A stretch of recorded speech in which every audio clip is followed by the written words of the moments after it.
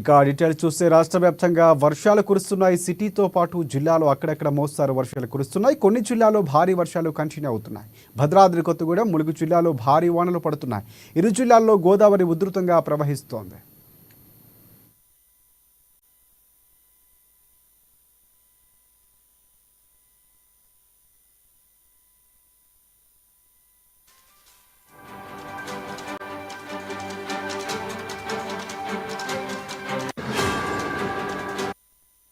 ఇక భద్రాచలం దగ్గర గోదావరి ఉగ్ర రూపం దాల్చింది. రెండవ ప్రమాద హెచ్చరికను దాటి ప్రవహిస్తోంది.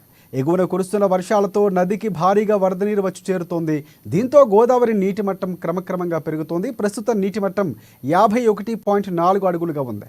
53 అడుగులకు చేరితే మూడవ ప్రమాద హెచ్చరిక జారీ చేయనున్నారు. వరద ఉధృతి పెరుగుతుండటంతో అధికారులు అప్రమత్తమయ్యారు.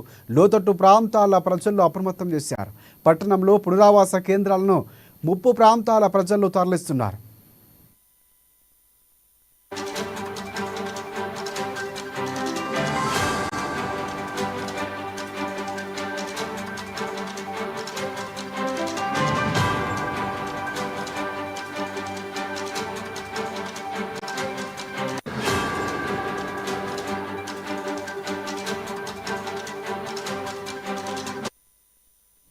అటు ములుగు జిల్లాలో గోదావరి ప్రమాదకరంగా ప్రవహిస్తోంది. ఏటూరు నాగారం మండలం రామన్నగూడెం పుష్కర ఘాటు దగ్గర గోదావరి నీటి మట్టం క్రమక్రమంగా పెరుగుతోంది.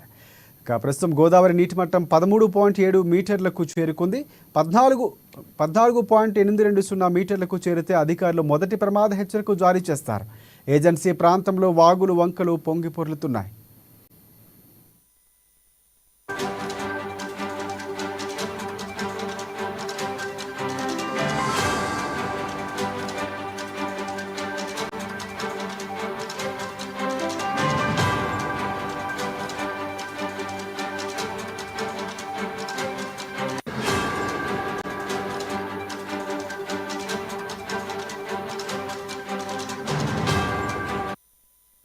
ఉమ్మడి ఖమ్మం జిల్లా వ్యాప్తంగా కురుస్తున్న భారీ వర్షాలకు గ్రామాల్లో జనజీవనం స్తంభించిపోయింది.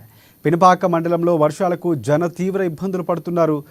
అమరారం, జానంపేట, పిట్టతోగు గ్రామాల మధ్య వాగులు ఉధృతికి రాకపోకలు నిలిచిపోయాయి. అటు అశ్వాపురం మండలం మొండికుంట నుంచి ఇరవెండి ప్రధాన రహదారిపై కడియాలబుడ్డి దాకా వాగు పొంగుపొర్లుతోంది. ఇక వాగు దగ్గర పరిస్థితిని పర్యవేక్షిస్తున్నారు పోలీసులు. మరొక వైపు భద్రాచలంలో కరకట్ట నిర్మాణ పనులు కొనసాగుతున్నాయి. ముందు జాగ్రత్తగా భద్రాచలం నెల్లిపాక రోడ్డు బ్లాక్ చేశారు అధికారులు.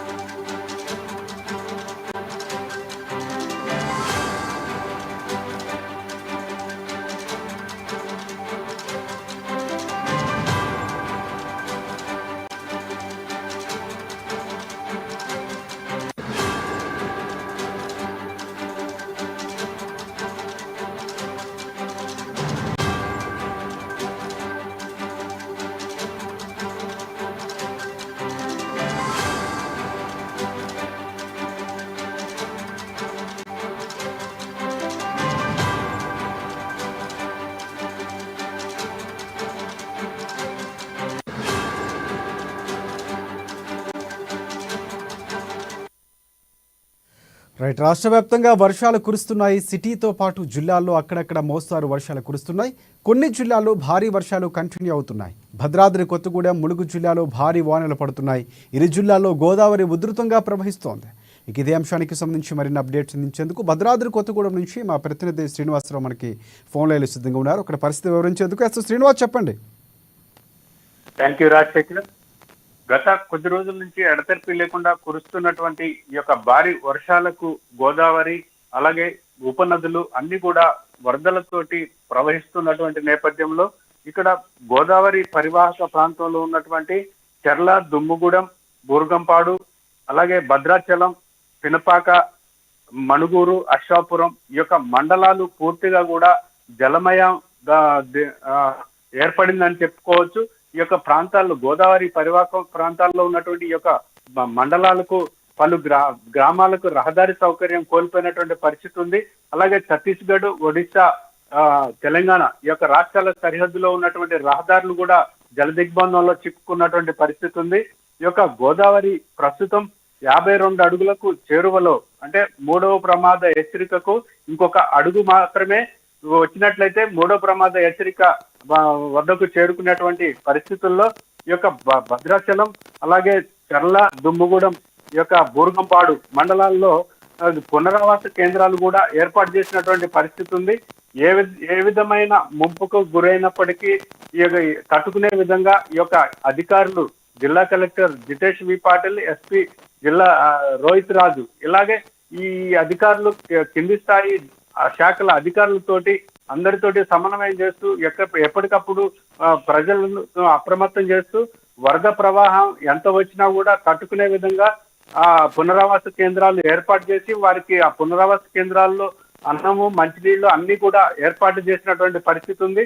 ఇక్కడ ఏ విధమైన ప్రమాదాలు సంభవించకుండా, ఏ విధమైన వరద ముంపుకు గురయ్యి ప్రజలు ప్రాణ నష్టం జరగకుండా ఉండేందుకు తగినటువంటి ఏర్పాట్లు చేసినటువంటి పరిస్థితి కూడా ఉంది. అలాగే ఈ యొక్క వాజేడు, వెంకటాపురం, చెర్ల, దుమ్ముగూడెం ఈ యొక్క ప్రాంతాలకు వెళ్లే భద్రాచలం నుంచి వెళ్లే ప్రధాన రహదారి జల దిగ్బంధంలో చిక్కుకోవడంతో బారికేడ్లు పెట్టి ఎటువంటి రాకపోకలు జరగకుండా అధికారులు అయితే ఏర్పాటు చేయడం జరిగింది. ఈ యొక్క కంట్రోల్ రూమ్లు కూడా ఏర్పాటు చేసి భద్రాచలం సబ్ కలెక్టర్ కార్యాలయం, అలాగే కలెక్టర్ కార్యాలయం, ఐటీడీఏ పిఓ కార్యాలయం, ఈ కార్యాలయాల్లో కంట్రోల్ రూమ్లు కూడా ఏర్పాటు చేసి అక్కడి నుంచి ఎప్పటికప్పుడు సమాచారం తెలుసుకుంటున్నటువంటి పరిస్థితి ఉంది. కంట్రోల్ రూమ్లలో ఫోన్ నెంబర్లు కూడా ఏర్పాటు చేసి ప్రజలకు తెలియజేస్తున్నటువంటి పరిస్థితి ఉంది. అలాగే ఈ యొక్క జిల్లాలో ఉన్నటువంటి మొరేడువాగు కావచ్చు, కిన్నెరసాని, గుబ్బలమంగ, అలాగే సీతవాగు ఈ యొక్క ప్రధానమైనటువంటి వాగులు వరద ఉధృతితోటి పొంగుతున్నటువంటి పరిస్థితి ఉంది. ఈ భద్రాద్రి కొత్తగూడెం జిల్లాలో రైతాంగం, ఏజెన్సీలో ఉన్నటువంటి ప్రధానంగా గిరిజన రైతాంగం పంట పొలాలు, వరి పొలాలు కావచ్చు, పత్తి పొలాలు కావచ్చు, మిరప నారులు కావచ్చు, ఇలాంటి పంట పొలాలు మొత్తం కూడా జల దిగ్బంధంలో చిక్కుకున్నాయని చెప్పుకోవచ్చు. రైతులు మాత్రం తీవ్రంగా ఈ యొక్క నష్టపోయినటువంటి పరిస్థితి ఉంది. అలాగే తాలిపేరు ప్రాజెక్టుకు వరద ఉధృతి ఛత్తీస్గఢ్ రాష్ట్రం నుంచి వస్తున్నటువంటి నేపథ్యంలో నీటిని దిగువకు వదిలి గోదావరికి పంపిస్తున్నటువంటి నేపథ్యం ఉంది.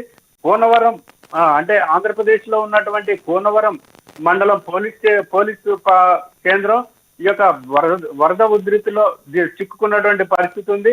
అలాగే ఆ గ్రామం కూడా కోనవరం మండలంలోని కోనవరం మండల కేంద్రం కొన్ని గ్రామాలు పూర్తిగా నీట మునిగినాయని చెప్పుకోవచ్చు. పినపాక మండలంలోని అమరారం, జానపేట, అలాగే చెర్ల మండలంలోని దుమ్ముగూడెం, వాజేడు, వెంకటాపురం ప్రధాన రహదారులు నీట మునగడంతో ఎటువంటి రవాణా సౌకర్యం లేకపోవడంతో అక్కడ గ్రామాల ప్రజలు మొత్తం కూడా కొన్ని గ్రామాలకు చెందిన వారు రహదారి పైకి వచ్చినటువంటి పరిస్థితి ఉంది.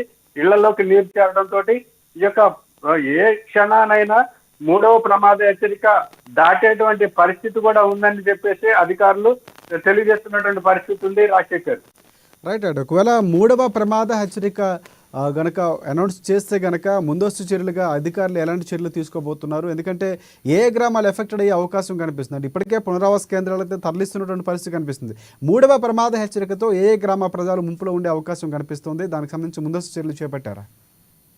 అంటే ప్రధానంగా చూసుకున్నట్టయితే దుమ్ముగూడెం, చర్ల, వెంకటాపురం, వాజేడు, అలాగే భద్రాచలం, బూర్గంపాడు ఈ యొక్క మండలాలకు చెందినటువంటివి ఈ ప్రాంతంలో భద్రాచలం ప్రాంతంలో ఉన్నటువంటి మండలాలు. అలాగే అటువైపు పినపాక నియోజకవర్గంలో చూసుకున్నట్టయితే అశ్వాపురం, మణుగూరు, కరకగూడెం ఈ యొక్క గ్రామాలు మండలాలకు చెందినటువంటి గ్రామాలు కొన్ని జల దిగ్బంధంలో ఉన్న చేరుకునేటువంటి పరిస్థితులు ఉన్నటువంటి నేపథ్యంలో ఆ యొక్క మండల కేంద్రాల్లో పునరావాస కేంద్రాలను కూడా ఏర్పాటు చేసి సిద్ధంగా ఉంచినటువంటి పరిస్థితుల్లో వరద ఉధృతి వస్తుంది, కానీ ఏ విధమైన ప్రాణ నష్టం జరగకుండా పూర్తి స్థాయిలో ముందస్తు చర్యలు తీసుకోవటం వల్ల ఏ విధమైన ప్రమాదాలు జరగవని చెప్పేసి కూడా చెప్పుకోవచ్చు. అలాగే ఎప్పటికప్పుడు జిల్లా యంత్రాంగం ఆ యొక్క ఏర్పాట్లను పర్యవేక్షిస్తూ ప్రజలకు తగిన సూచనలు చేస్తున్నటువంటి నేపథ్యంలో ప్రజలు కూడా అధికారులకు సహకరించాలని చెప్పేసి పునరావాస కేంద్రాలకు వచ్చేలాగా చూడాలని చెప్పేసి జిల్లా కలెక్టర్ ఇప్పటికే ఆదేశాలు ఇచ్చున్నారు. ఈ యొక్క ప్రజలు కూడా అధికారులకు సహకారాలు అందిస్తున్నటువంటి నేపథ్యంలో సామరస్యంగా వాళ్ళు ప్రజలు కూడా స్పందించి ఈ యొక్క ప్రాంతాలకు తరలి వెళ్లే విధంగా కూడా సిద్ధంగా ఉన్నటువంటి నేపథ్యంలో ఈ యొక్క భద్రాచలం వద్ద 52 అడుగులు చేరుకునేటువంటి పరిస్థితి ఉన్నదని చెప్పుకోవచ్చు. Rajasekhar. Right, thanks for updates Srinivasarao.